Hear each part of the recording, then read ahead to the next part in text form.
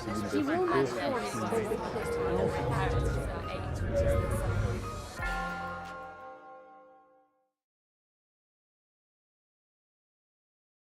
know, for a long time, having been involved in the French discussion, I thought that the Europeans were going to influence the French understanding, which sometimes, by the way, not all the French have a very dogmatic way of dealing with secularism, and this picture is wrong.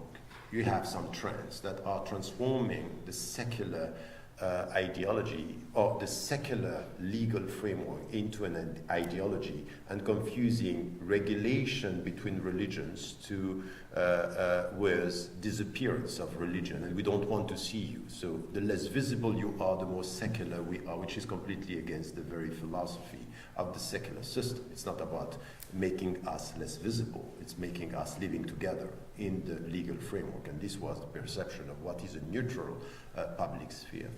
I think we need to challenge the idea that there is a neutral space anywhere. So in Britain, I mean, Archbishop Rowan Williams, who's a guest professor here this term, when he tried to sort of validate Sharia law and sort of elevate it in Britain, I mean, it was astonishing how quickly he was slapped for that when Sharia law is operating in this country already. British just do not want to acknowledge it because it's largely a Christian country.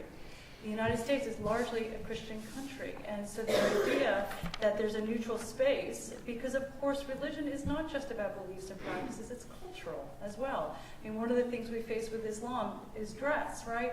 And there's huge debates about whether the scarf is based in culture or is it actually religious? Where is it in the Quran that says a woman has to dress has to be veiled, right, in a particular way?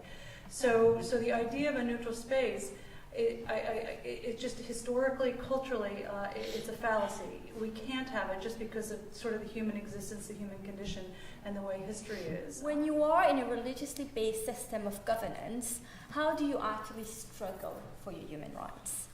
So the easy answer to this would be, well, Islamic human rights exist. So Islam produced its own system of human rights. Therefore, there is no problem, and you work in a closed environment. However, the reality is that we do not live in isolation of one another. We live in an international community.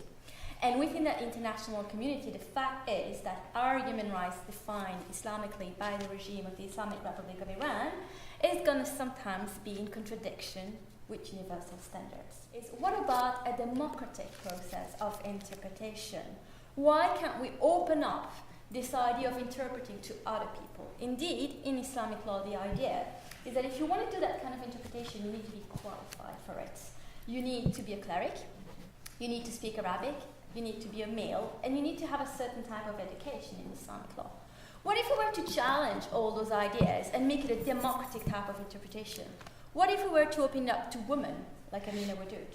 What if we were to open it up to people who might not speak Arabic, but might speak Urdu or Pashto or Dari? So all these elements would bring a new variety, a pluralism of idea that would help challenging that monopolization of the word of God by the Iranian authorities.